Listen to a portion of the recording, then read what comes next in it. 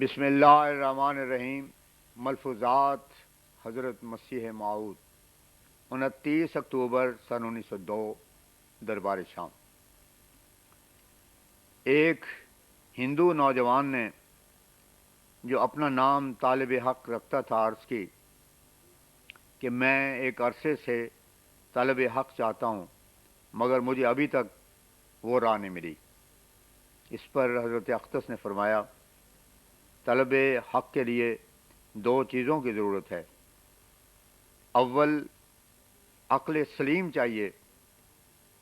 بعض لوگ طلب حق تو چاہتے ہیں مگر غبی اور بلید طبع ہوتے ہیں اور قوت فیصلہ نہیں رکھتے، اس لیے جو کچھ سمجھایا جاوے اس کو سمجھ نہیں سکتے، اور کل مذاہب ان کے سامنے پیش کیے جاویں تو وہ فیصلہ نہیں کر سکتے کہ ان میں سے حق کس کے ساتھ ہے۔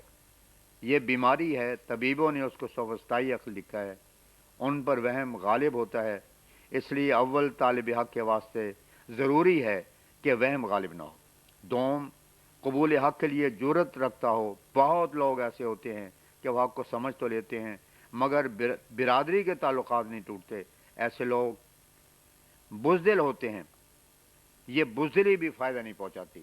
پہلے جو بچہ مدرسے میں بھیجا جاتا ہے اس کے سامنے تو ابجدی پیش کی جاتی ہے، کوئی بڑی کتاب نہیں رکھی جاتی۔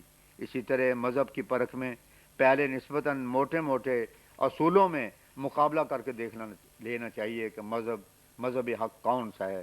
مجھے تعجب آتا ہے کہ اس وقت مذاہب کا مقابلہ ہو رہا ہے اور امر حق صاف طور پر معلوم ہو سکتا ہے، اور اس ہند ہی میں سب مذاہب موجود ہیں، سناتن، عیسائی، آریہ، مسلمان وغیرہ بڑے بڑے یہی مذہب ہیں۔ مذہب کی پہلی جز اور جڑ خدا شناسی ہے، اس کا پہلا قدم ہی غلط اور بے ٹھکانے ہے، دوسرا قدم اس کا کب ٹھکانے پر پڑے گا۔ اب اس اصل پر مذہب کو شناخت کر لو۔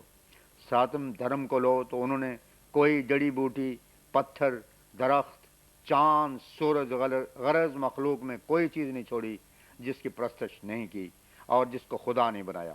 اب جس مذہب کا خدا شناسی کے متعلق یہ عقیدہ ہو اس کو علوم حقہ سے حصہ کب مل سکتا ہے؟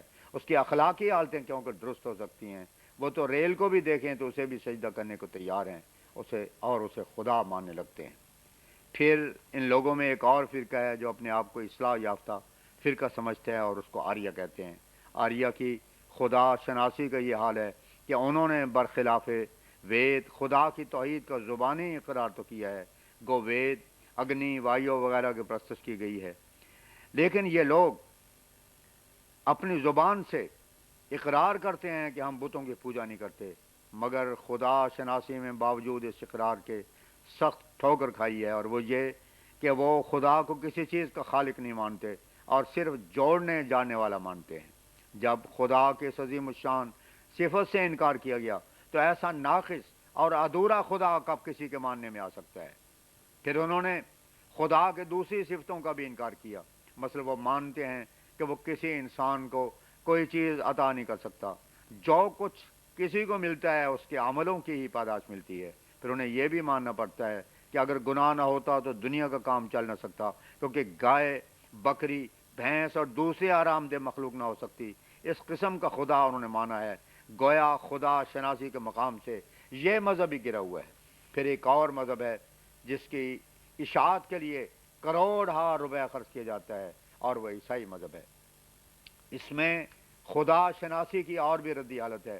وہ اول تو سرے سے خدائی کو تین مانتے ہیں، اور یہ ایسا مسئلہ ان کے نزدیک ہے کہ وہ سمجھ میں آ ہی نہیں سکتا۔ اور پھر ان تین میں سے ایک عاجز انسان بھی ہے جو مریم کے پیٹ سے پیدا ہوا اور جس کی ساری عمر جیسے کہ انجیل سے معلوم ہوتا ہے ایک کرب اور اضطراب میں گزری، ماریں کھاتا رہا اور آخر یہودیوں نے اس کو پکڑ کر صلیب پر چڑھا دیا۔ اب اگر خدا کا یہی نمونہ ہے تو کون اس پر ایمان لا سکتا ہے؟ مگر اسی خدا شناسی کے متعلق جو تعلیم اسلام نے دی ہے وہ ایسی صاف ہے کہ ہر عقل مند کو اس کے ماننے پر مجبور ہونا پڑتا ہے۔ اسلام بتاتا ہے کہ اللہ وہ ہے جو تمام اوصاف حمیدہ سے موصوف اور تمام نقصوں سے مبرہ ہے، وہ تمام اشیاء کا خالق اور مالک ہے، وہ رحمان اور رحیم ہے۔ اسلام کسی مخلوق کو خدا یا خدا کا ہمسر نہیں بناتا، وہ خالق اور مخلوق میں فرق بتاتا ہے۔ اب اس اصل میں جب مقابلہ کیا جاوے تو کیسے صاف اور واضح طور پر معلوم ہو جاتا ہے کہ کوئی مذہب اس اصل میں اسلام کا مقابلہ نہیں کر سکتا اور اسلام ہی سچا مذہب ہے۔ پھر مذہب کی دوسری جز یا اصل یہ ہے کہ وہ مخلوق کے حقوق کیسے قائم کرتا ہے۔ اس اصل میں بھی دوسرے مذاہب سے مقابلہ کر کے دیکھ لو۔ آریہ مذہب نے تو ایسا ظلم کیا ہے کہ بجوز بے غیرتی کے اور معلوم نہیں ہوتا۔ اس نے نیوگ کی تعلیم دی ہے کہ جس شخص کے گھر میں اولاد نہ ہو تو وہ اپنی عورت کو دوسرے شخص سے ہم بستر کرا دے اور اولاد حاصل کر لے۔ اب اس سے بڑھ کر پاکیزگی اور غیرت کا خون کیا ہوگا کہ ایک شخص کو جس کی بدقسمتی سے 2-4 سال تک اولاد نہیں ہوئی کہہ دیا جاوے تو وہ اپنی بیوی کو دوسرے آدمی سے ہم بستر کرا لے۔ یہ کیسی شرمناک بات ہے۔ یہاں قادیان میں ایک شخص موجود ہے، اس سے جب نیوگ کی بابت پوچھا گیا تو اس نے یہی کہا، کیا مذائقہ ہے۔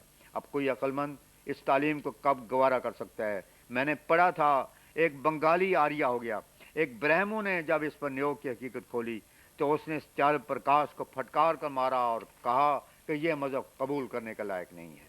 عیسائیوں نے مخلوق پر یہ ظلم کیا کہ کفارے کی تعلیم دے کر شریعت کو لعنت کہہ کر نیکی کا دروازہ ہی بند کر دیا اور قوائے انسانی کی بھی حرمتی کی، جب کہہ دیا کہ کوئی نیکی کر ہی نہیں سکتا۔ مگر اسلام مخلوق کے حقوق کو جائز اور مناسب مقام پر قائم کرتا ہے۔ وہ ایسی تعلیم نہیں دیتا جو نیوگ کے پیرایہ میں دی گئی۔ وہ انسانی قوا کی بھی حرمتی نہیں کرتا اور انسان کو کفارے کی تعلیم دے کر سست نہیں بنانا چاہتا۔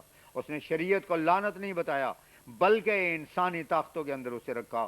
اس طرح معاملہ تو بالکل صاف ہے، اگر وہم نہ ہو اور قبول حق میں کوئی روک نہیں ہو سکتی اگر بزدلی نہ ہو۔ سائل نے عرض کیا، ان مذاہب کی بابت تو مجھے پہلے سے اعتراض ہیں مگر اسلام کی کتابیں میں نے نہیں پڑھی ہیں۔ اس پر حضرت اختص نے فرمایا، آپ قرآن شریف کو پڑھیں، اس سے معلوم ہو جاوے گا کہ وہ خدا کی نسبت کیا تعلیم دیتا ہے اور مخلوق کی نسبت کیا۔ ان دونوں تعلیموں کو اگر آدمی غور سے دیکھ لے تو حق کھل جاتا ہے۔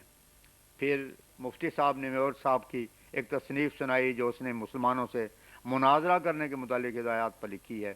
پھر چند لوگوں نے بیعت کی۔ پھر طالب حق نے عرض کیا کہ مجھے خواب آیا تھا کہ تم مسیح کے پاس جا اور اس سے پوچھ، اگر وہ کہے کہ میں مسیح ہوں تو پھر وہ جو کہے مان لے۔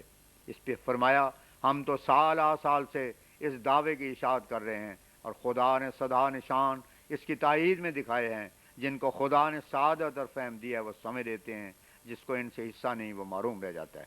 پھر فرمایا، حق شناسی کی راہ میں اگر وہم اور بزدلی نہ ہو تو کوئی مشکل نہیں، مشرق اور مغرب میں تلاش کرو، اسلام کے سوا حق نہیں ملے گا۔ مجھے تعجب ہے کہ لوگ ایک پیسے کی چیز لیتے ہیں تو اسے خوب دیکھ بھال کر لیتے ہیں مگر مذہب کے معاملے میں توجہ نہیں کرتے۔ اگر انسان توہمات میں گرفتار نہ ہو تو آج کل مذہب کے حسن و قبح کو معلوم کرنے میں کوئی مشکل نہیں۔ مقابلہ کر کے دیکھ لو، اگر سچا مسلمان انسان ہو جاوے تو پاک ہو جاتا ہے۔ دوسرے مذاہب میں یہ نہیں ہے۔ کیا ایک عیسائی پاک ہو سکتا ہے جس کو کفارے پر ایمان لاتے ہی شاہ ربانی میں شراب استعمال کرنی پڑتی ہے؟ یا انجیل پر عمل کر کے وہ پاکیزگی میں ترقی کر سکتا ہے جس کے روح سے منع نہیں کہ غیر مردوں کے ساتھ عورتیں بڑے بڑے جلسوں میں جیسا کہ ناچتی ہیں نہ ناچیں؟ یہ تو قرآن ہی تعلیم دیتا ہے کہ تو نامحرم کو مت دیکھ۔ مجھے تعجب ہے کہ وہ کیا عقل ہے جو تاریکی کو روشنی سمجھتی ہے۔ یہ عمل دیگر ہے، کوئی سچا متبع نہ ہو لیکن جو وید یا انجیل کا سچا متبع ہے اس کو اس کی تعلیم پر عمل کر کے پورا نمونہ دکھانا ہوگا۔ اب اگر وید کے سچے متبع کی تصویر کھینچیں تو ضروری ہوگا کہ وہ وایو اور اگنی کو خدا کہے اور اولاد نہ ہوتے نیوگ کرا لے، مگر جو قرآن پر عمل کرتا ہے اسے لازم ہے کہ وہ وحدہ لا شریک خدا کو مانے اور ہر قسم کی بے حیائی اور ناپاکی سے دور رہے اور فسق فجور سے بچے۔ عورتیں پاک دامن ہوں۔ اب ان دونوں تصویروں پر غور کر لو۔ اصل میں ایک شخص جس دین کی طرح منسوب ہوتا ہے وہ حقیقی نام اس وقت حاصل کرتا ہے جب اس کا سچا متبع ہو اور پابند مذہب ہو۔ آپ قرآن کا ایک جز بھی پڑھیں گے تو معلوم ہو جائے گا۔ 31 اکتوبر 1902 دربار شام۔ بعد ادائے نماز مغرب اولاً چند آدمیوں نے بیعت کی، پھر نمیاں نبی بسائے نمبردار چک نمبر 108 نے دعا کی درخواست کی کہ حضور کی محبت ہمارے دل میں بڑھے۔ اس پہ حضور نے فرمایا، خدا تعالیٰ نے جو اخلاص اور توجہ عطا کی ہے خود اس نے ابتدا کی ہے، اس لیے شکر کرو کہ وہ اور بھی بڑھا دے۔ یہ معاذ اسی کا فضل ہے جو اس نے حق شناسی کی توفیق دی، ورنہ اگر دل سخت کر دے تو انسان رجوع نہیں کر سکتا۔ یہ اسی کے فضل سے ہوتا ہے جو یقین اور اخلاص عطا کرتا ہے اور اس کے شکر پر اس کو بڑھاتا ہے.